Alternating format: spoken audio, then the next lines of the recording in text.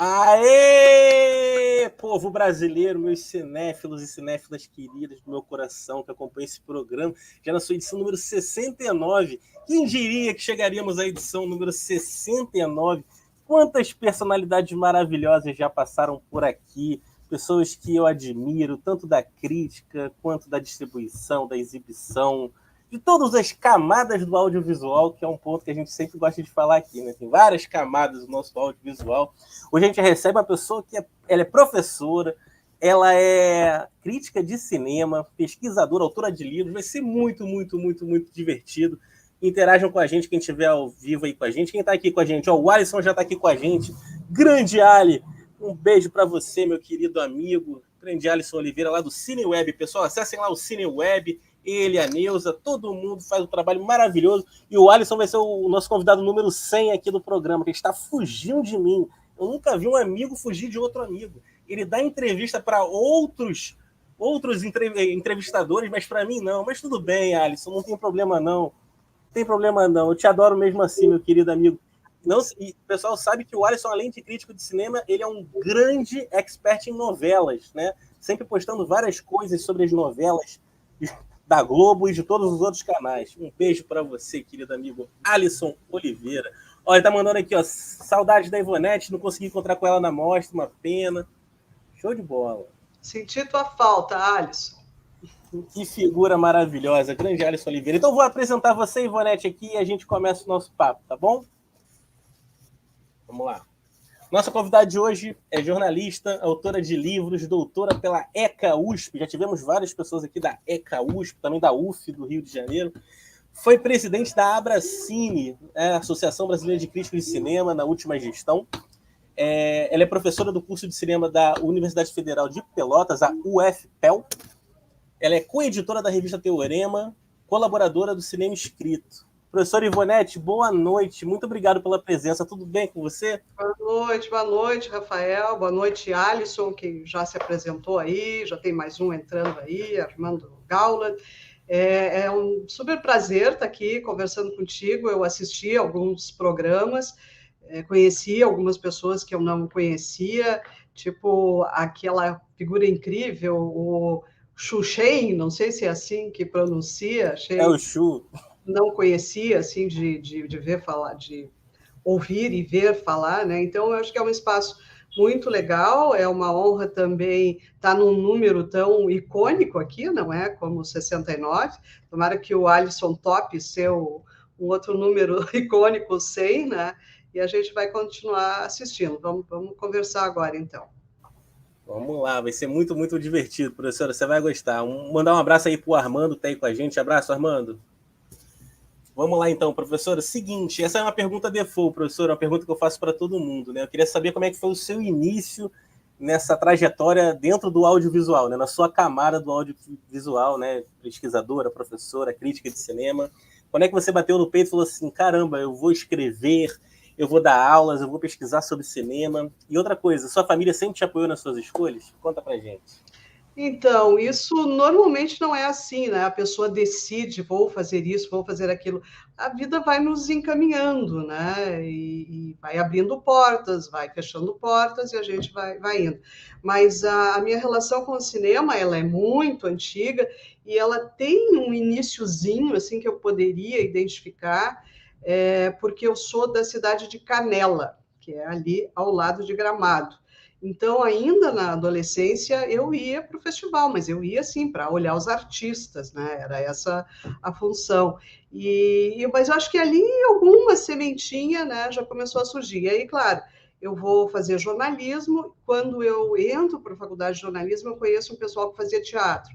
Aí eu entro num grupo de teatro que chamava Faltou o João, que é um grupo que hoje tem pessoas conhecidas como Werner Schinemann, Luciene Adame, pessoas assim, que começaram a fazer cinema, porque havia uma outra turma aí do Giba Cis Brasil, do Carlos Gerbasi, do Nadotti, tal, que fazia Super 8, e aí a gente, como elenco, né, a gente trabalhava nos filmes.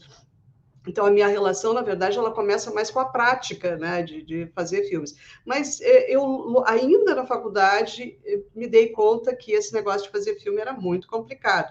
Eu cheguei a dirigir 2 Super 8 e vi que, nossa, tu precisa mobilizar muita gente, convencer as pessoas que o teu projeto é legal. Então, por isso, eu admiro muito quem faz cinema, porque tu está tendo sempre que ficar convencendo alguém a participar do teu projeto. Então, é uma coisa mais complicada. Eu comecei a escrever, sempre gostei da escrita e da leitura, e a escrita, então, acho que ainda na faculdade também foi me encaminhando para a crítica de cinema, e que eu sempre levei paralela a outras atividades do jornalismo, porque viver de crítica, tu sabe, né, não é assim, é muito difícil, então a gente sempre leva assim uma vida dupla, né? Depois, quando eu fiz mestrado e doutorado, comecei a dar aula, aí a coisa foi se encaminhando por um sentido que é mais profissional, digamos, e hoje eu vivo de cinema. Eu não vivo da crítica em si, né? Porque onde eu publico não me dá retorno, né? Mas eu vivo do cinema porque eu dou aula de crítica de cinema, dou aula de história de cinema, então a gente respira cinema 24 horas, né? Então começou mais ou menos por aí, mas foi o doutorado que me encaminhou, então, para a docência, né? Que aí eu dei aula em alguns lugares, depois fiz concurso na UFPEL, essa Universidade Federal de Pelotas, que tem 2 cursos de cinema, um de live action e um de animação. Eu moro em Porto Alegre, mas viajo lá, né, para lá toda semana. Agora, na pandemia, né, não, porque a gente está dando aula no modo remoto, né? Mas, então, é isso. Aí a gente vai entrando nos assuntos que tu tem interesse. Show de bola, professora. Bacana. Eu sempre faço essa pergunta e é legal que tem pessoas que falam várias coisas diferentes aqui. O Celso Sabadin, meu querido amigo, também crítico de cinema, contou a história aqui muito engraçada também, de como ele falou, fiz tudo ao contrário, mas virei crítico de cinema. Grande amigo, Celso Sabadin, meu querido amigo, entre outras grandes histórias que tivemos aqui. A professora, é o seguinte, você lançou recentemente o livro Cinemas Periféricos, Estéticas e Contextos Não Hegemônicos, né? O livro traz 52 artigos divididos por continentes, reunindo textos inéditos e a produção de mais de 2 décadas publicados em revistas, jornais, sites, em torno de filmes de alguns países, aí ó, tá até mostrando aqui, pessoal, fora do eixo hegemônico, né, dos Estados Unidos, parte da Europa, longe dos filmes mais badalados, vamos dizer assim, né. Queria saber como é que surgiu essa ideia, professora, desse livro, e depois, no final, você fala para o pessoal como é que eles podem comprar o livro também, que é importante que o pessoal saber. Conta para a gente como é que foi. Então, eu escrevo há mais de 30 anos. Aqui no livro tem uma produção de mais de 20 anos, porque eu recuperei algumas coisas. Eu escrevia, e foi uma das poucas vezes que eu escrevi remuneradamente para um lugar, eu escrevia num jornal, a Gazeta Mercantil, escrevia 2 colunas por semana. E isso nos anos 90. Então, eu me dei conta que desde os anos 90 eu tenho interesse pelas chamadas cinematografias periféricas, né? Por esses cinemas mais distantes. E aí, então, eu reuni artigos, né, que vêm dali, mas a maior parte dos artigos, na verdade, é de uma produção recente, principalmente nos últimos 2 anos, né, de pandemia, porque não só vi mais filmes, como escrevi muito mais, né? Então, para mim, a pandemia tem rendido nesse sentido. Então, tem um peso maior para críticas mais recentes. Mas eu busquei trazer para o livro, e o perfil do livro, o conceito dele, eu cheguei com a ajuda do conselho, do editor, conselheiro editor, como é que chama? Ele é do Conselho Editorial, esse é o nome técnico, né? Ele é do Conselho Editorial da Editora Paco, chama Humberto Silva, que é meu colega, amigo da Abracine e tal, ele é crítico, professor, e, aliás, é um nome interessante para tu trazer aqui para conversar, ele é da área da filosofia, né? Ele junta filosofia com com cinema, e é muito interessante. E ele, então, é um leitor muito atento, e ele deu a ideia, né, de fazer, e a gente chegou a esse formato juntos. Inclusive, ele me aconselhou a tirar toda a parte de cinema brasileiro que tinha no livro. Então, o livro está com quase 400 páginas, imagina, né, teria muito mais, mas eu concordei com ele, porque é muito claro, óbvio que o cinema brasileiro é um cinema periférico, né? Nesse grande cenário mundial, né? É óbvio que ele está à margem, né? Ele não chega facilmente nos lugares, então ele tem todas as características de uma cinematografia periférica. Mas o ponto de vista que eu tenho para analisar filmes estrangeiros periféricos não é o mesmo que eu tenho para analisar filme brasileiro. A gente aqui, a gente não enxerga o cinema brasileiro como periférico, a gente sabe que ele é, mas o nosso ponto de partida para análise é outro. Eu não tenho, por exemplo, necessidade de, ao falar de um filme brasileiro, ficar trazendo um contexto político, cultural, religioso do país, e essa preocupação eu tenho com outros países, né? Então, eu tenho países aí que eu sei que as pessoas não têm maior familiaridade, então é meio que uma obrigação, até jornalística, né? E é o modo como eu vejo os filmes também. Eu vejo situando, né? Eu não consigo descolar o filme do seu contexto de produção, ou seja, do seu país, né? De tudo que envolve a cultura daquele país, e eu tenho uma predileção, digamos, por trabalhar sobre cinematografias que eu já fui para o país, que eu já fui para o lugar. Então, como eu gosto de viajar muito, eu e meu marido viajamos muito, então tem muita coisa vinculada a esse olhar, né, que não é, eu até escrevi ali na introdução, isso não é uma garantia de que a minha crítica, que o meu texto vão ser mais aprofundados, ou é um privilégio, né, um olhar privilegiado, não é isso. Mas eu imagino que eu tenha alguma coisa a acrescentar, né, a partir da experiência que eu tive indo para tal ou tal lugar, seja como uma viagem de turismo, seja como uma viagem a trabalho, na cobertura de um festival. Então, eu vou para um país que eu nunca fui para um festival, eu vou ler sempre antes, né, sobre esse país. Eu vou procurar uma maior quantidade possível de informação para entender melhor, porque eu acho que a análise ela fica, não sei se fica, mas pelo menos é uma chance de a gente poder aprofundar mais, né? Como eu disse, não é uma garantia, porque eu posso conhecer o mundo inteiro, mas e aí se eu só escrevo bobagem, não adianta nada, né?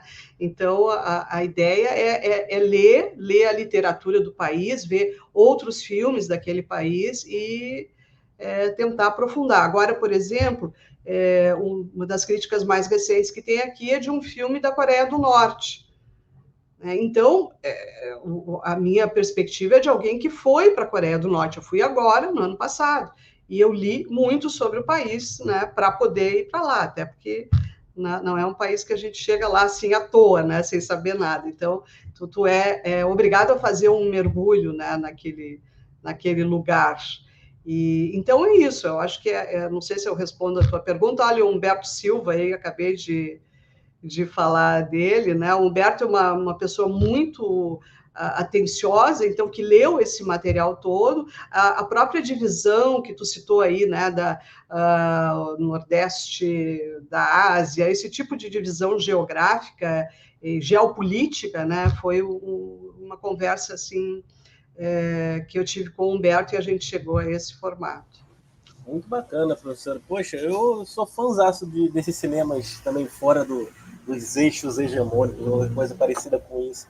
Quando eu era programador de cinema, eu trabalhei durante 5 anos como programador de cinema aqui numa sala em Copacabana, no Rio de Janeiro, chamada Cine Joia, que é um cinema bem tradicional aqui do Rio. Então, a gente tentava fazer um processo de curadoria bem forte. Então, só entrava filme que a gente via, e a gente trazia filmes muito, muito, muito, muito diferentes do que tinha no circuito. até mesmo do Circuito Estação, do Circuito Itaú aqui em Botafogo. Então, A gente tem a obrigação, né, de trazer essas e tem público, professora, e tem público claro, para isso, porque o exibidor, muitas vezes, eu já recebi alguns exibidores aqui, foram até papos bem interessantes, o pessoal depois, se quiser, entra lá no YouTube e acessa, tem praticamente todos os grandes exibidores assim do circuito de arte, assim, pelo menos do eixo Rio-São Paulo, e tem público para isso, né? Porque o grande debate nesse mercado é se tem público, se o público vai querer ver o filme, não sei da onde, que é o de um diretor que é novato, não sei o quê. Tem, né? Tem. A gente provou que tem e a gente passou muita coisa bacana aqui e eu acho que é só dar a chance, né? Esse negócio de não tem público é muito complicado isso. Não, olha só, a Mostra de São Paulo, que está aí na 45 edições já, é a prova viva de que existe público cinéfilo, basta ele ter acesso a esses filmes. Inclusive, uma pessoa que escreve o prefácio aqui é a diretora da mostra, né, porque a Renata de Almeida, né, porque muitos dos filmes que eu trabalho eu vi na mostra, ou muitas filmografias chegaram ao Brasil, como a própria iraniana, né, graças ao Leon Kakoff. Inclusive, essa foto da capa aqui é de um filme que eu vi na mostra, que tem uns 5 anos, mais ou menos. É um filme do Azerbaijão, chamado Nabat. Né?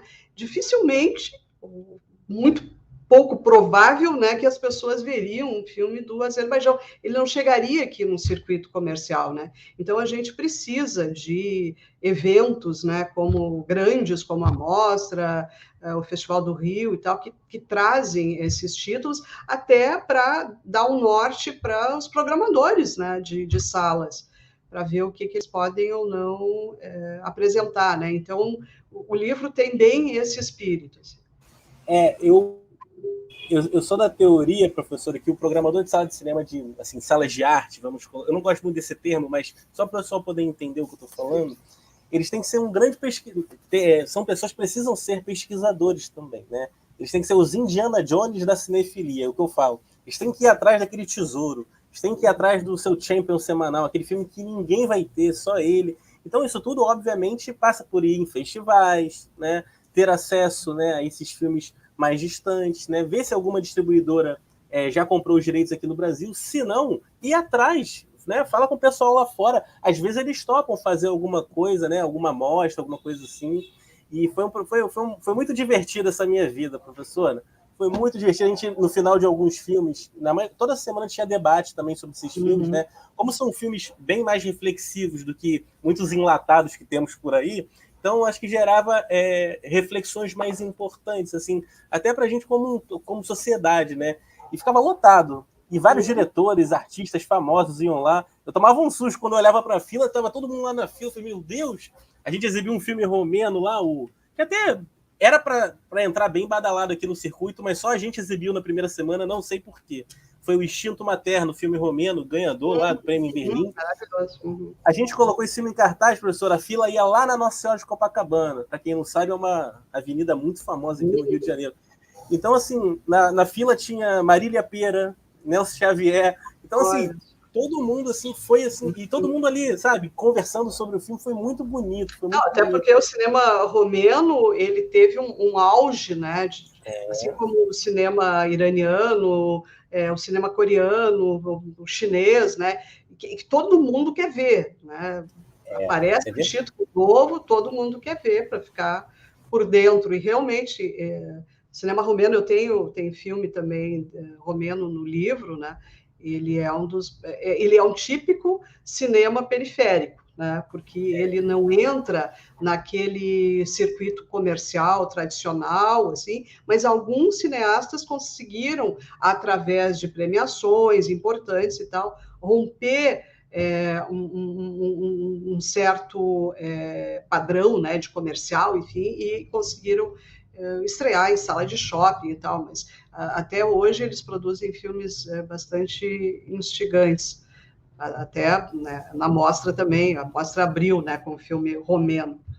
É verdade, tem muita coisa boa aí. É só o pessoal conseguir espaço para a gente conseguir colocar aqui para o público poder assistir. Ó, o Alisson está mandando aqui mensagem, deixa eu ver. Ó. Cinema romeno tem muitas coisas legais. Ó.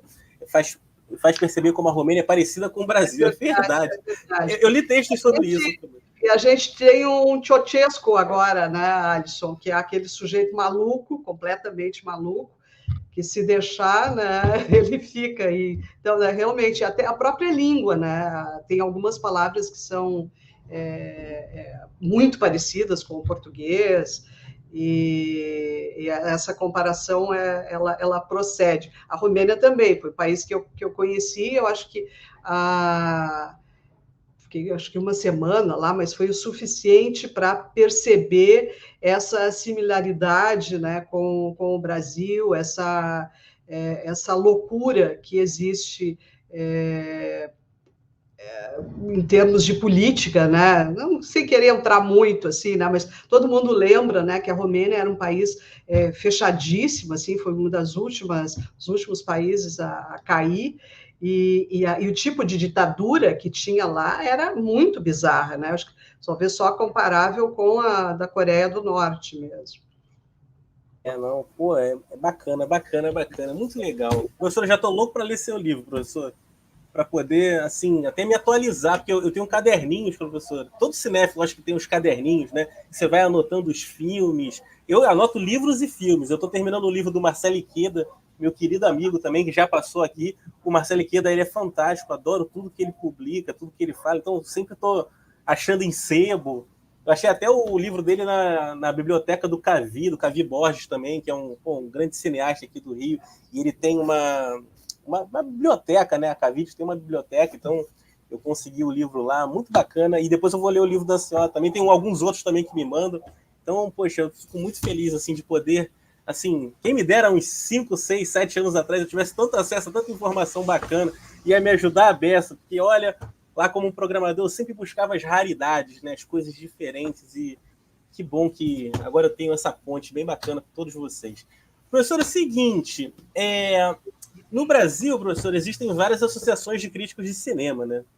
E tem a Abracine, que é a mais ampla, né? Ela ocupa meio que o território todo, né? Tem críticos de todos os lugares do Brasil. Da Abracine, a senhora foi presidente, inclusive, da última gestão, né? Agora já é um outro presidente que vai estar aqui também, o Marcelo Miranda, vai estar aqui em dezembro, mais para frente. Mas eu queria saber de você a sua opinião, assim, quando você estava no cargo de presidente. Essas associações de críticos de cinema, elas são de alguma forma unidas? A classe dos críticos de cinema no Brasil, ela é uma classe unida? O que você acha, professor? Que pergunta, hein? Bom, a minha história com a reunião de críticos para gerar uma associação, ela é bem antiga também. A primeira associação que eu fui presidente é a daqui, a Associação de Críticos de Cinema do Rio Grande do Sul. Isso foi 2008, né? A partir dali, eu comecei a perceber, a história é mais longa, mas resumindo, né, que no Brasil não havia uma associação brasileira. Todos os países têm, né, e o Brasil não tinha. Eu conhecia a Associação Carioca, né, a Associação de Críticos do Rio de Janeiro, a mais longeva, né, na verdade, a mais longeva é a do Pará, mas em termos de a formalização, né, da Associação Carioca, ela tinha estatuto, registro em cartório, essas coisas todas, então, oficialmente ela é considerada mais antiga, mas em termos de tempo mesmo e de atividade, é a do Pará. E aí eu comecei a perceber, até inclusive indo em festivais de cinema estrangeiros, né, de fora, num festival de Teherã, que eu acendi uma luzinha assim, mas como assim? Porque me perguntavam se eu era de qual associação, né? Eu disse, não tem uma associação no Brasil, e os países, né, em geral, tinham. E então eu comecei esses movimentos falando com outro, né? Vamos criar uma associação, e isso aconteceu, então, efetivamente, e graças também aos festivais de cinema, porque é nos festivais que a gente se encontra, ou se encontrava, né? E aí começaram as primeiras reuniões e tal, e aí em 2011 a gente criou a Associação Brasileira. E ela ainda está em crescimento, apesar de já foi feito muita coisa. Eu fui vice-presidente na primeira gestão, o presidente foi o Luiz Zanin Oríquio, então foi uma gestão, o Alisson é um dos primeiros associados, inclusive, eu acho que depois o Humberto entra um pouco depois, o Marcelo Miranda é um dos primeiros associados também, a gente fundou a associação no Festival de Paulínia, que nem existe mais, né? Mas a gente se reunia em Brasília, se reunia em Gramado e tal, até, né, realmente criar condições, né, de fazer estatuto, de registrar em cartório e tal. E então, aí, né, nossa, que coisa mais curiosa isso, né? O Brasil não tinha nenhuma associação, um país desse tamanho, mas o fato dele ser, né, nós termos um país muito grande também era o principal empecilho, né, de reunir as pessoas e tal. A internet, ela vem ajudar isso tudo também, então é um combo, né? São os festivais de cinema e a internet que permitem essa condição, então, de a gente de fato criar uma associação que perdura e que tem todas aquelas burocracias chatas, né, que uma associação precisa ter, mas isso acaba gerando um compromisso também, né, das pessoas, e quem assume uma diretoria tem muita tarefa, tem muita coisa para fazer, e isso acaba fortalecendo também de uma certa forma. E a gente tem uma produção de livros também bastante frequente. O presidente da associação que começou com a publicação de livros foi o Paulo Henrique Silva, é um crítico de Minas Gerais, que foi quem sucedeu ao Zanin, né? Eu e o Zanin ficamos 4 anos, depois veio o Paulo Henrique, depois do Paulo eu assumi. E a gente, então, agora, na pandemia, teve que se reinventar também, né, em muitos sentidos. Nós começamos a fazer cursos, a promover cursos de cinema, a promover a inclusão de uma maior diversidade de críticos de cinema, porque hoje a associação tem 140 filiados.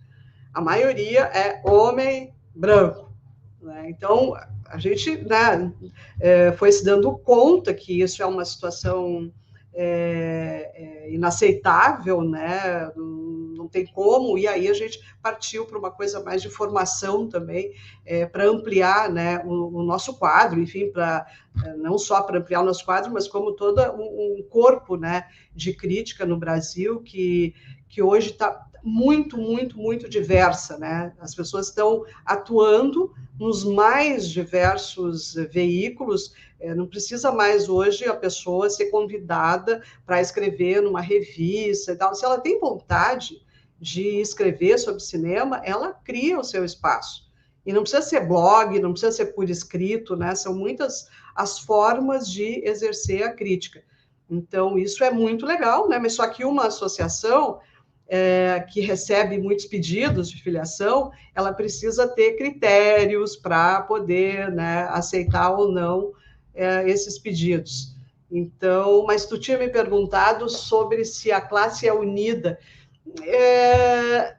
Não é exatamente uma classe, né, como se fosse aos engenheiros, os arquitetos e tal, porque a crítica ela é exercida, como eu estava falando lá no início, né, de uma maneira, às vezes, que é no paralelo da tua atividade principal. Então, eu sou hoje professora, a minha atividade principal é a docência e ocupada, né, com a crítica. E, assim como eu, várias pessoas estão nesse caminho, né, de ficar na academia, e isso, inclusive, tem crescido muito mais, porque o próprio jornalismo, que é o que ocupava esse espaço predominante, né, então a pessoa trabalhava no jornal e escrevia crítica, trabalhava na revista e escrevia crítica. Hoje, a gente sabe que esses espaços foram diminuindo, então tu tem um outro perfil de críticos, né? Então fica difícil enxergar se as pessoas estão unidas ou se não estão, né? Porque existem grupos, né? E existe um grupo muito grande que é esse, então, no entorno da Abracine, né? Que é unido, sim, que acho que a gente está trabalhando com os mesmos propósitos, né? Mas houve alguns problemas, né, quando a gente começou a mobilizar as pessoas para fazer a associação. Uns críticos cariocas eram contra. Eu estou falando, estou à vontade, porque né, tu é carioca, né? E eu entendo assim a posição das pessoas na época, né? Porque a Associação Carioca, ela meio que representava o Brasil, né? Ela era a referência da crítica brasileira, então participava de congressos de cinema brasileiro, enfim, representava na FIPRES, que é a Federação Internacional de Críticos de Cinema. Então, quando surge uma entidade que é de fato nacional, houve sim um pouco de resistência por parte de alguns críticos do Rio de Janeiro, mas que depois isso, com o tempo, né, a gente foi se entendendo. É o que eu sempre, assim, é óbvio que eu conheço muitas histórias, né? Eu sou do Rio e eu conheço muita gente, né? Lá no Joia, professora, tinha um banquinho, parecia aquele banquinho do Caso Alberto de Nóbrega, da Praça é Nossa. Tinha um banquinho, as pessoas sentavam lá e falavam um monte de coisas para mim, eu fui absorvendo isso tudo, pessoas importantes pra caramba em todas as áreas desse audiovisual. Então, obviamente, eu sei de muita história. Então, assim, mas uma coisa que eu sempre falo para todo mundo pessoal, o cinema ele precisa de união, né? Nós sabemos quem são os vilões do cinema, né? Então, assim, nós que amamos cinema, nós temos sempre que estar dispostos a conversar, a se entender. Tem espaço para todo mundo, para todo mundo. Como nos cinemas também tem espaço para todo tipo de filme. Então, assim, o cinema ele tem que ser maior. O nosso amor pelo cinema tem que ser maior. Porque todo mundo que escreve sobre cinema, trabalha com cinema, eu parto do princípio que ama essa arte tão maravilhosa, né? E, de alguma forma, a vida nos levou até esse caminho tão bacana. Então, é sempre bom construir do que destruir.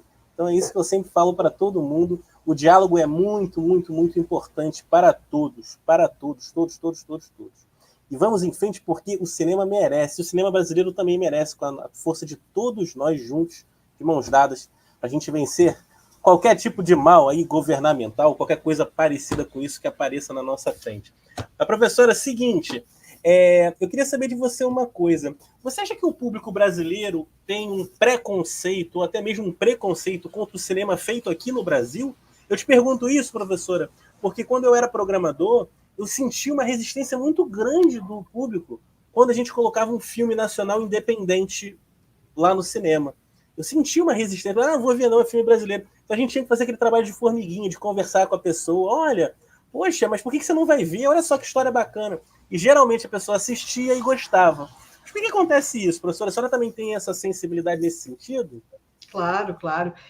Somos um país colonizado, né? Começando por aí. Então, tudo o que vem de fora, qualquer tipo de produto, né? Em princípio, de fora é melhor. Então, essa mentalidade colonizada, eu acho que é a base, né, desse preconceito. Mas teve uma época em que esse preconceito até tinha algo mais concreto por trás, né? Na época que o som do cinema era muito ruim, as pessoas viam um filme brasileiro e não entendiam nada. E aí elas viam um filme estrangeiro e liam a legenda e entendiam tudo. Então, né, algumas gerações atrás era assim. Depois, nos anos 80, dos anos 90, com o Dolby, isso foi, né, melhorando. Então, o som, né, ele é compreensível, ele é audível, enfim, ele não é mais um problema da recepção dos filmes, né?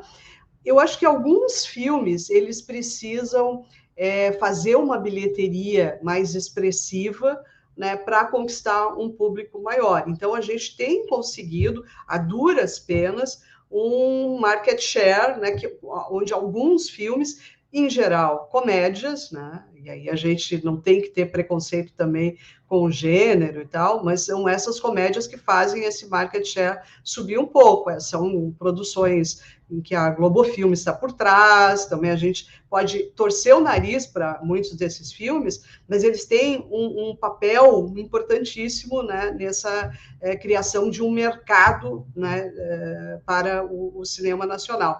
Então, eu acho que de uns anos para cá existe não dá para dizer que o preconceito deixou de existir. Não, não é isso. Mas existe sim uma boa vontade maior, uma vontade de ver esses filmes. As pessoas estão vendo esses filmes muitas vezes que não é nem no cinema, mas nas dezenas de outras formas hoje dos filmes poderem ser vistos, né? Então, acho que a situação melhorou, sem dúvida, mas a gente está, ao mesmo tempo, vivendo uma fase de uma produção muito díspare, né? E agora, assim, com a pandemia, está mais difícil ainda de fazer um quadro, né? E impossível de apontar uma direção para o que vai acontecer. Eu vi aí que vocês vão conversar com a Ana Paula Souza, né? Que é uma pessoa ligadíssima, né, nessas questões do mercado, do cinema brasileiro no mercado. Ela vai poder desenvolver isso melhor, mas a percepção que eu tenho é muito isso, que agora está muito confuso em termos de produção também, porque os editais e a Ancine e o Fundo Setorial, né, isso tudo está muito em crise, a gente não sabe o que vai acontecer. Mas quando tem filmes que são bastante trabalhados na sua divulgação, que tem um apelo, as pessoas vão ver. O Marighella é um exemplo agora, passou já de 300 mil espectadores, que é pouco, né, comparado com bilheterias de filmes americanos, é pouco, claro, mas eu acho que é um passo à frente, né? Quem sabe se chega com algum outro filme que venha depois, se passe dos 500 mil, e aí isso vai indo, né? Claro que o próprio Marighella não é um exemplo de filme para um grande público, né? Existe um público que simplesmente não vai ver porque sabe que é um filme comunista, não sei o quê, né? Então, isso vai ter está havendo uma rejeição a priori, mas, na mesma medida, existe um interesse a priori também. Vamos ver o que esse ator, esse menino, né, fez com o Marighella. Então, eu acho que entre trancos e barrancos a gente vai indo, e eu acho, não quero ser muito pessimista, mas já sendo, que essa é a história do Brasil. Nós sempre vamos viver esse tipo de situação. As pessoas gostam de comparar com o crescimento do cinema coreano, por exemplo, né? A Coreia do Sul, que a Coreia do Sul tem políticas, né, de patrocínio, de fomento aos filmes, eles têm cotas, né? A cota que aqui muita gente demoniza, né? A Coreia do Sul tem, mas ao mesmo tempo a Coreia ela é um país muito pequeno e muito rico também. Então, quer dizer, com essas diferenças, fica difícil a gente fazer comparação e se espelhar, né? Então, eu acho que o Brasil é um caso muito único nesse sentido e que sempre a gente vai ter esse tipo de problema e que sempre a gente vai precisar de cineastas, de produtores, de realizadores, batalhadores, né? Porque vai vir as crises elas são constantes e aí no momento de crise é preciso se reinventar. Não dá para ficar esperando lei de incentivo, porque vai vir um governo que não vai topar. Então, tem que sempre ficar encontrando formas de produção e formas de chamar a atenção do público. Então, eu acho que essa é a nossa história e a gente vai ter momentos melhores, vai ter momentos piores, né? Show de bola, concordo com tudo que a senhora falou, professora.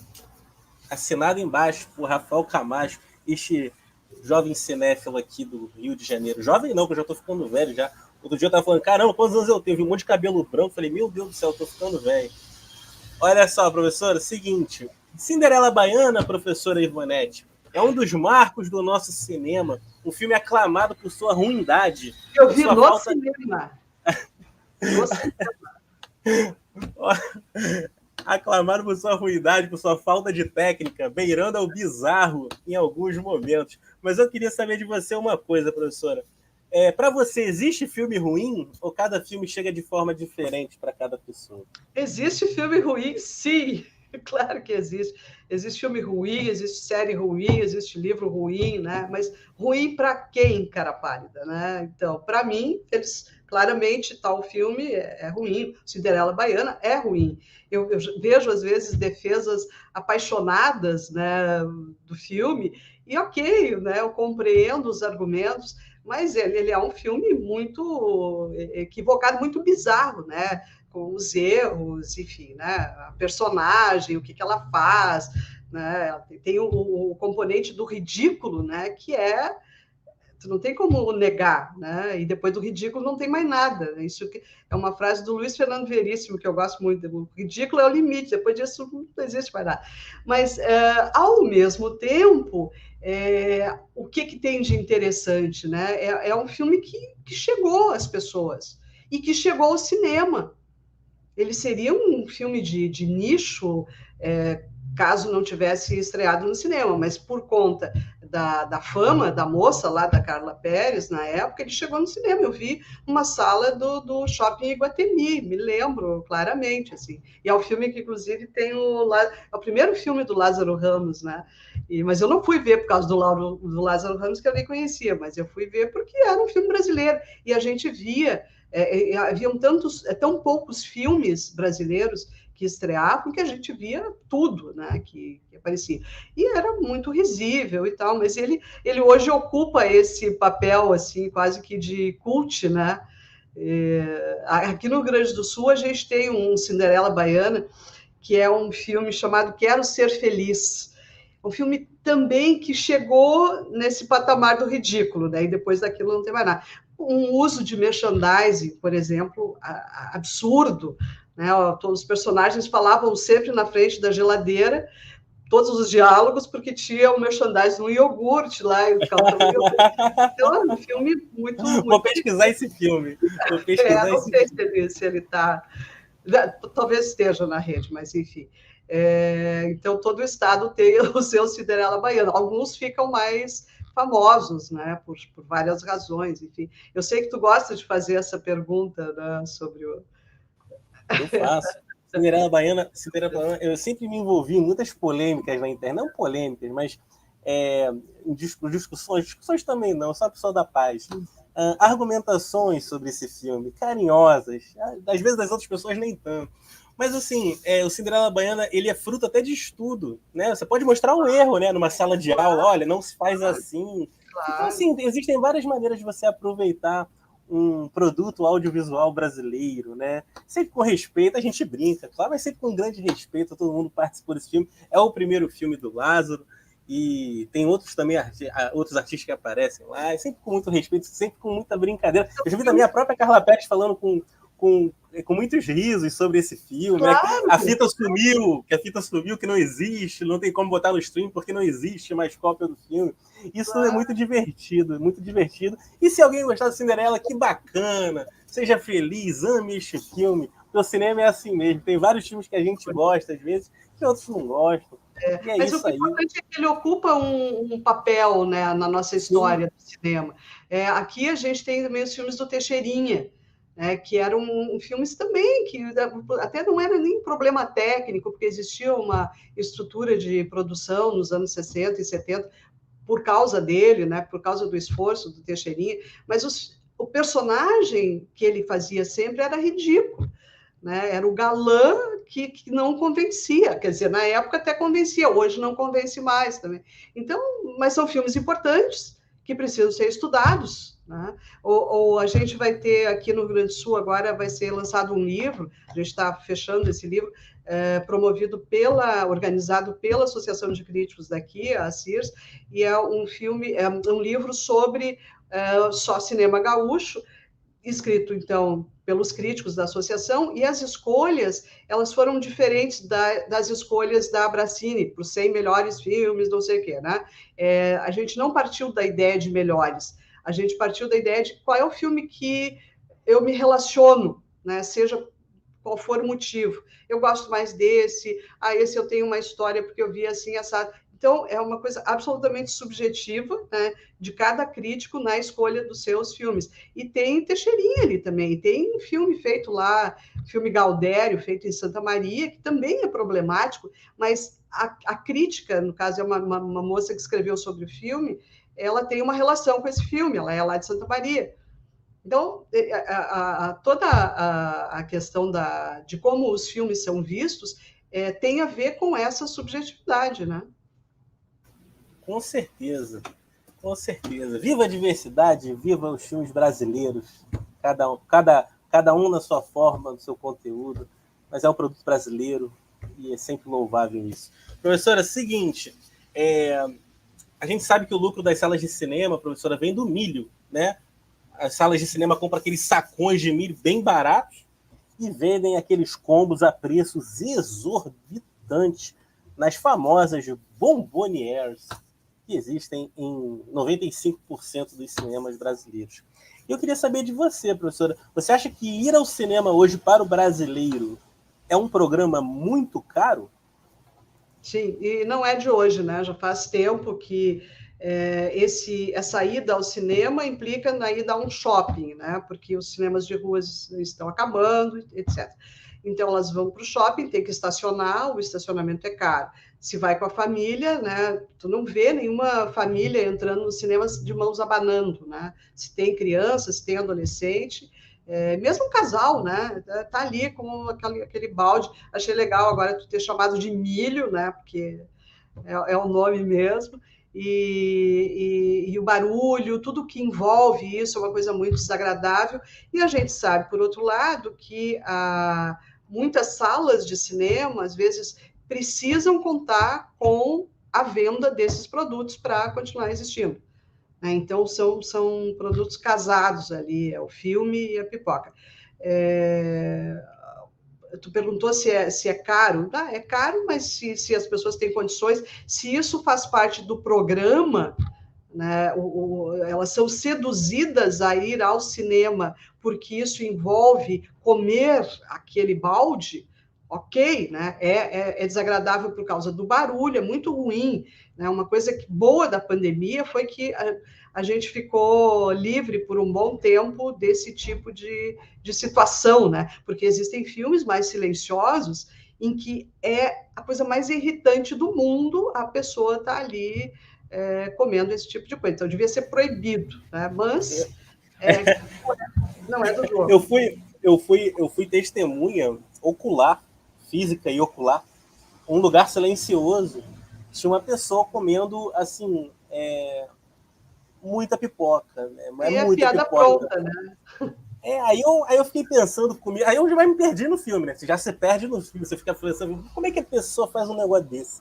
Você tá vendo que tá tudo em silêncio, entre outros filmes. Teve um filme russo chamado A Gangue, que é todo na linguagem de sinais. Eu Um filme vi. maravilhoso, espetacular e tal. Também, que é um filme mais, né, denso, profundo ali, não tem muita... E assim, cara, uma barulheira, um negócio todo. Então, assim, é complicado se entender algumas coisas ainda sobre o comportamento Comportamento, né?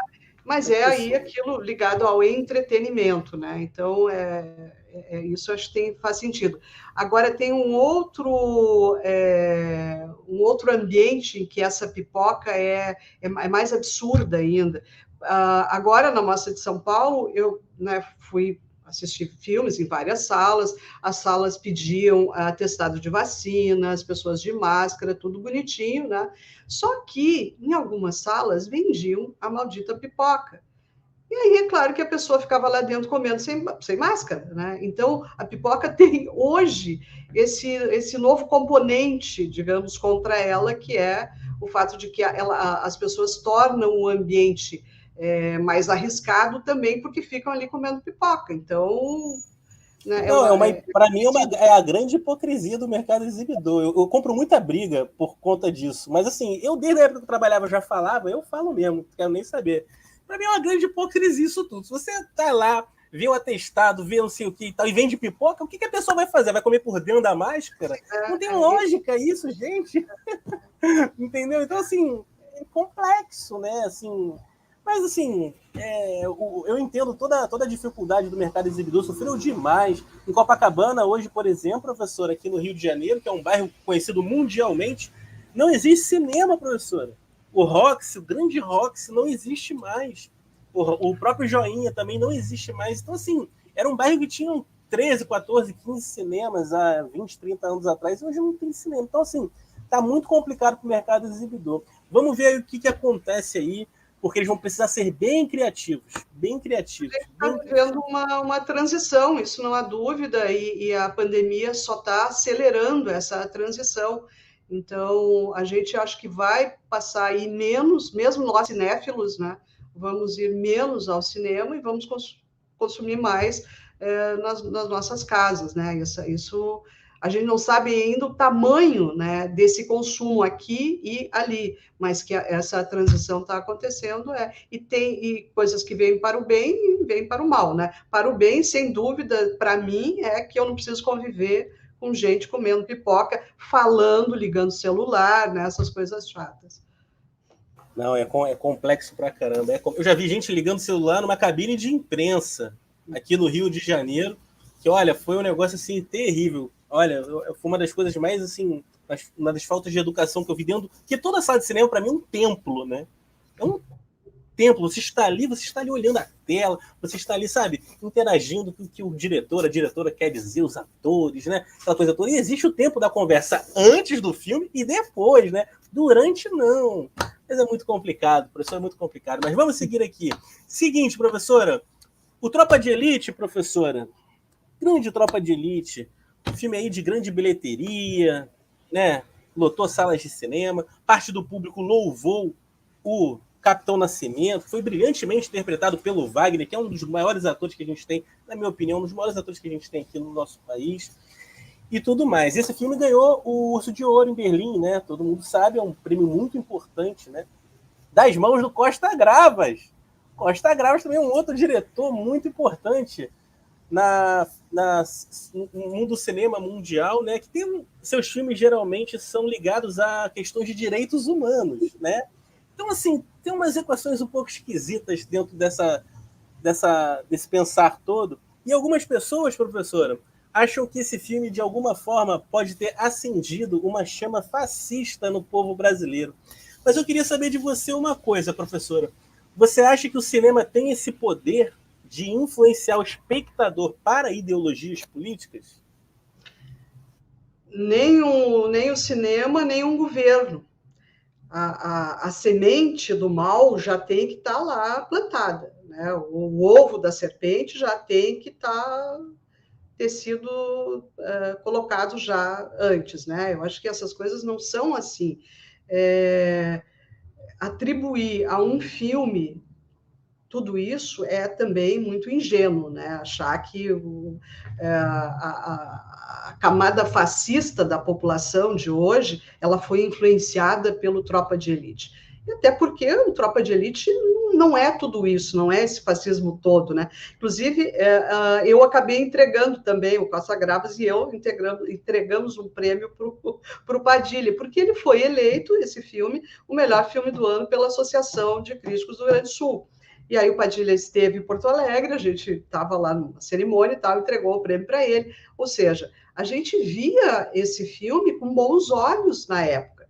Depois veio o Tropa 2, depois veio toda a crítica argentina chamar o filme de fascista, a gente começa a prestar atenção, porque às vezes a gente precisa também de um olhar de fora para se dar conta de algumas coisas, que narrador é esse, né? Que tipo de proposta de solução para a violência está acontecendo aqui? A gente precisa de um distanciamento do tempo e a gente precisa de um olhar de fora, às vezes, para se dar conta do que está acontecendo. Então, sim, né, o filme eu acho problemática, certas posições do Padilha são problemáticas e elas vieram depois com outros produtos, né, o mecanismo e tal, Lava Jato, essas coisas, a gente, né, vai associando as coisas, vai formando um perfil, mas não é o caso de demonizar o cara. O filme teve um mérito de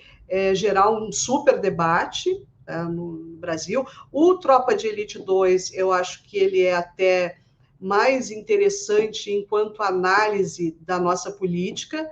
Eu escrevi sobre o filme me detendo só no plano final. Eu não escrevi sobre o filme, escrevi sobre o plano final, que eu não sei se tu lembra, do Tropa 2, a câmera vai se aproximando, na época não era drone, mas ela vem do alto, ela tá em Brasília, ela vai se aproximando ali.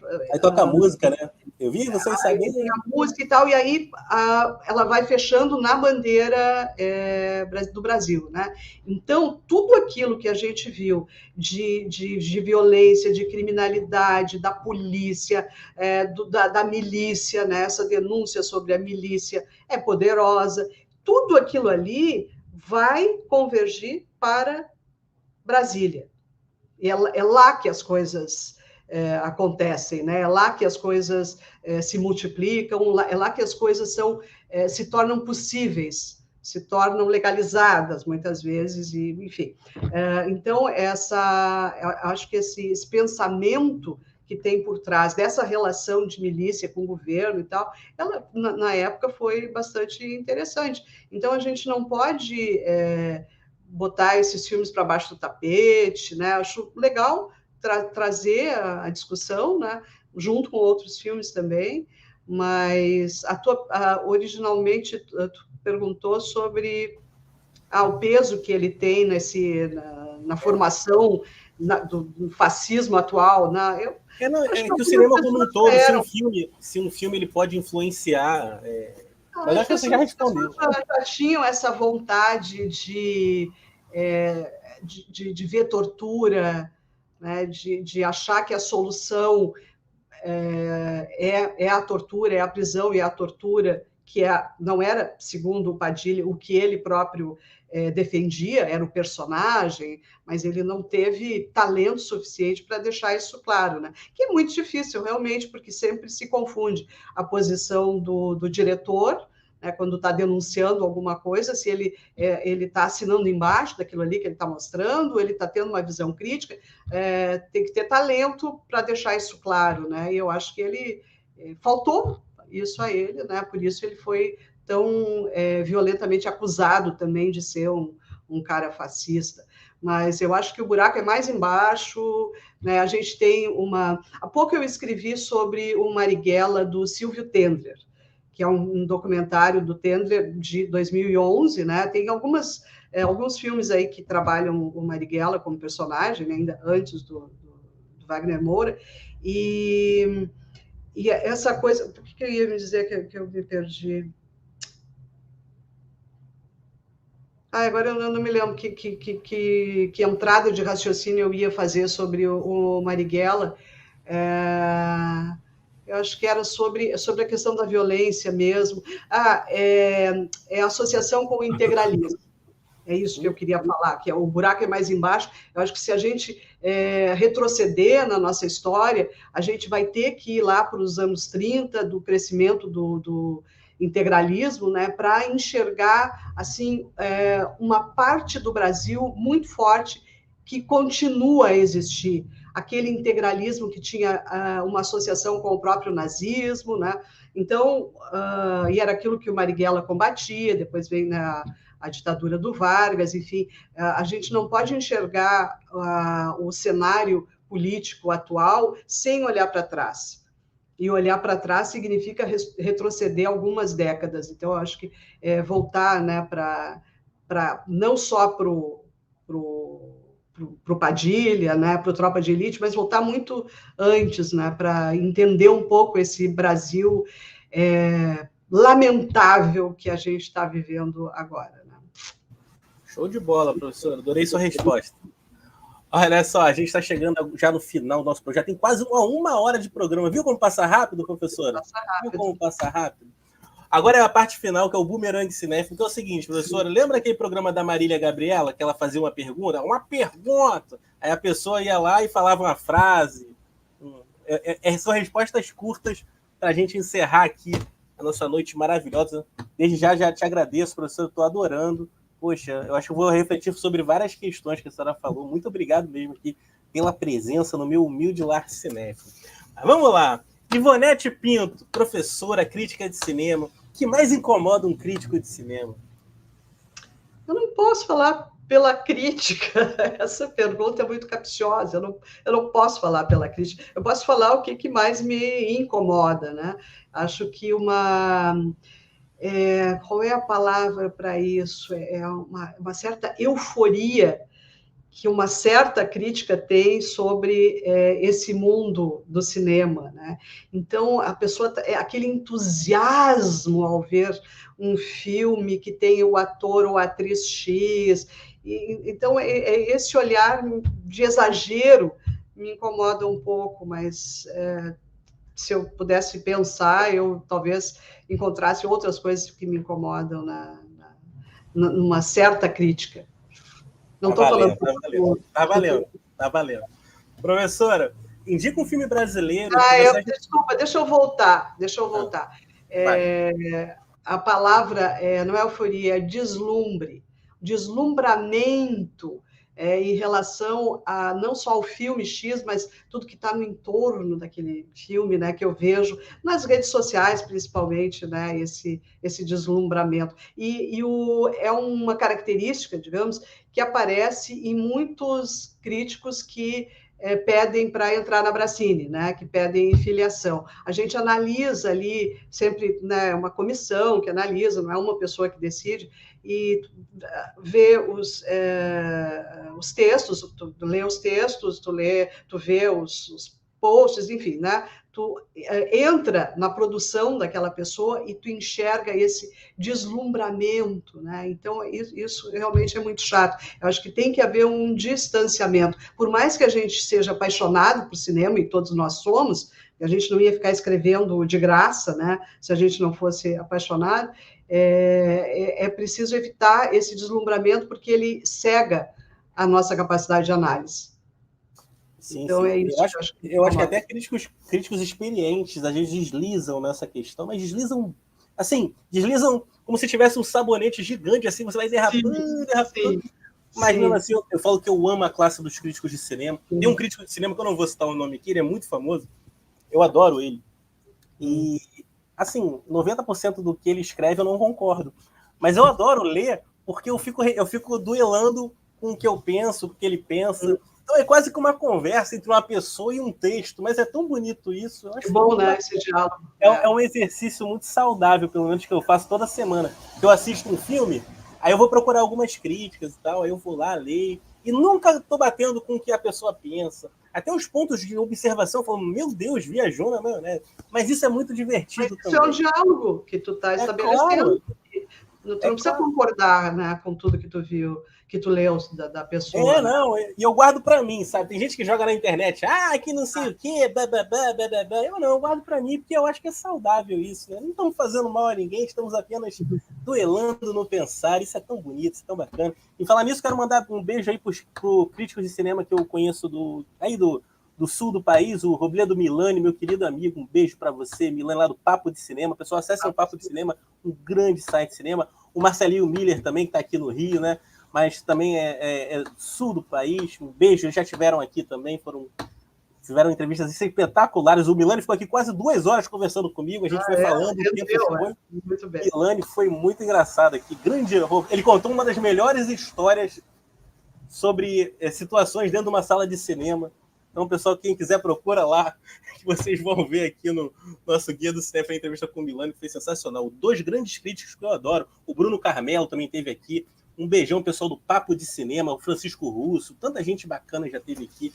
Show de bola. Professora, agora é aquela pergunta para a gente encerrar com chave de ouro. A senhora pode até achar um pouco estranha essa pergunta, mas depois eu até explico rapidamente o porquê.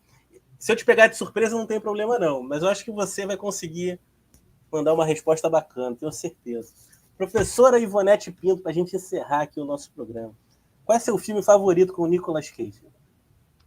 O time? O filme favorito com o Nicolas Cage. Eu entendi o time. Pô, mas eu odeio. Olha, eu odeio o Nicolas Cage. Não, eu não odeio. Mas, ele tem uma carreira muito irregular, ele é um péssimo administrador, né, da carreira dele, faz muita coisa ruim, mas, olha, tem um filme que eu acho que é do Herzog, Vício Frenético, pode ser? Vício Frenético, isso aí. Vício Frenético, a Eva Mendes, né? Que eu acho um filme interessante que me ocorre agora, assim, eu teria que... É de surpresa mesmo, para pegar o primeiro. Assim. É o que me vem, e talvez esse até seja um filme muito fora da casinha, dele. Não, talvez não, porque é também tem violência, não é tão fora do perfil de personagem que ele faz. Não é tão fora, mas é diferente, é o Herzog, né? Então, acho Show de que... bola. Os mais citados aqui, professor, são Adaptação, A Outra Face, o Coração Selvagem do Lynch, Claro, claro, o concordo. Moonstruck, o Feitiço da Lua. Mas por que Também. essa obsessão pelo Nicolas Cage? Então, quando eu era criança, eu comecei a ver filmes assim com meu avô. Ele me levava no cinema, eu via filme e só passava filmes do Nicolas Cage. Eu tinha muito acesso aos filmes do Nicolas Cage. Então, o Nicolas Cage, para mim, era o grande astro do mundo. Era o Nicolas Cage mais 10, assim, se fosse um time de futebol. Depois eu fui crescendo, professor, eu fui vendo que exatamente essa irregularidade, né? Que, assim, foi acontecendo ao longo da carreira dele, mas são filmes maravilhosos que ele já fez antes, né? O Peg Sue eu adoro, própria Outra Face. Tem muita coisa bacana dentro da filmografia dele, mas mais para trás, né? O Despedido em Las Vegas também, né? Que ele até ganhou o Oscar pelo Despedido em Las Vegas. Que é do jazzista, o Mike Figgis, né? Que eu adoro jazz, ele é um jazzista, o Mike Figgis, a trilha sonora do filme é espetacular. Então era isso, professor. É mais uma pergunta curioso, que eu faço. né? O cara tem vários filmes muito bons, mas aí acaba ficando com uma imagem assim de um cara que só faz merda, porque ele tem talvez nos últimos tempos, não sei, esse destalento, né, de fazer filme ruim, péssimas escolhas. E aí tem a ver também, acho que um pouco com a vida dele, né, de muito problemática, e aí acho que ele escolhe alguns filmes para poder ganhar um dinheiro, né? Isso é até comum, né? Alguns bons atores caíram nessa, né? De fazer filmes ruins por dinheiro, por necessidade, porque tem uma vida pessoal muito enrolada. Acho que tem isso. Com certeza. Né? E lembrando que ele é sobrinho do Coppola, aí para quem não sabe, ele é sobrinho do Coppola, ele é primo de Sofia Coppola, e ele tá aí com o Pig, né? Um filme muito badalado aí fora, talvez pinte algumas premiações, e agora ele vai fazer o Drácula também. Ele vai fazer um Drácula. Nicolas Cage fazendo o Drácula vai ser um negócio assim maravilhoso. Vai ser o primeiro a assistir na primeira sessão, então. Com certeza, as pessoas, ele faz aniversário, professor, ele acontece alguma coisa com ele, o meu e-mail, o meu zap, meu Facebook em top. É mais do que no meu aniversário. O pessoal não fala parabéns para mim, eles me zoam, me mandam memes. É uma obsessão que as pessoas acham. Já me ligaram, professora, de uma revista, não vou falar o nome, que é uma revista muito famosa, me ligou porque falaram que eu sou a enciclopédia do Nicolas Cage no Brasil. Eu falei, eu não quero ser rotulado assim, não quero mesmo, não vou dar essa entrevista. Mas olha só. Mas eu acho que não faz justo, tem que escrever um livro sobre o Nicolas Cage. Eu quase fiz uma amostra lá no Joia que era Nicolas Cage pode ser joia, era o nome da amostra. Aí eu ia botar só os filmes bons, mas acabou não rolando e tudo mais. Mas isso daí é um capítulo para depois. Professora, estamos chegando ao fim. Podia ter aquelas musiquinhas do Jô Soares, né? Foi muito legal, professora, muito legal. Te agradeço de coração. Obrigado por ter disponibilizado assim 1h aí, 1h10 já, olha que bacana, de papo comigo. Muito obrigado mesmo. E, poxa, eu que agradeço. Como é que o pessoal pode comprar seu livro, professora? Fala aí. Então, em São Paulo, eu sei que tem na Martins Fontes, tem na Amazon, né? Também é só entrar na Amazon, no próprio site da editora Paco, pode comprar também. Então, quem quiser comprar, tem como, né? Então, fisicamente, eu sei que São Paulo tem na Martins, não sei no Rio de Janeiro onde pode ter, mas hoje em dia, né, a facilidade aí de... pela internet é show de bola comprar. E a Amazon entrega muito mais rápido, porque não depende do correio, né? Então, em 2 dias a pessoa tem o livro. Espero que, né, quem estiver me ouvindo agora top, lê e goste. É um livro que eu ainda quero trabalhar bastante. É um livro que tem a ver com uma disciplina que eu dou na universidade, que chama Cinematografias Periféricas.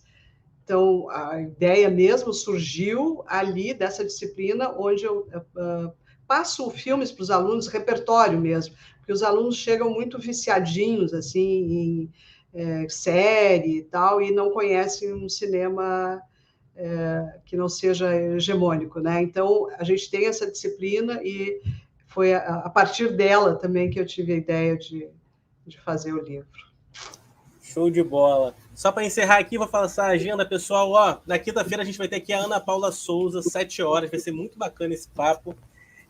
Na terça que vem a gente tem uma dobradinha. Tem o Tom Leão, aqui, o crítico aqui do Rio de Janeiro, 5h45. E também o Marcelo Miranda, o atual presidente da Abracine, às 7h15. E fechando o ano, na outra terça-feira, dia 21 de dezembro, nós vamos ter a Letícia Lassi, minha querida amiga, ela está na França, cobriu o Festival de Cannes, lá para o SOP, vamos saber como é que foi essa primeira cobertura internacional dela, parece que foi muito bacana, ela vai contar para a gente lá como é que foi pisar lá em Cannes, com toda essa questão toda da pandemia, né, e tudo mais ainda no mundo. E depois, para a gente encerrar, 8h30, no próprio dia 21, a gente vai ter a Adriana Androvandi aqui no nosso aqui de Porto Alegre e é associada também da Associação Gaúcha. É uma parceira aí, Adriana. Show de bola, eu tenho certeza que vão ser papos sensacionais. Pessoal que acompanhou a gente, Alisson, Humberto, todo mundo, um beijo para vocês. Obrigado pela presença. Você que está vendo a gente offline, acessem lá depois, as outras 68 entrevistas estão disponíveis lá no TV Caeté, tá bom? E também lá no YouTube do Guia do Cinéfilo. Um beijo para todo mundo. Ivonete, beijo, boa noite, boa semana. Obrigada. Viva o cinema, pessoal. Valeu. Tchau, tchau.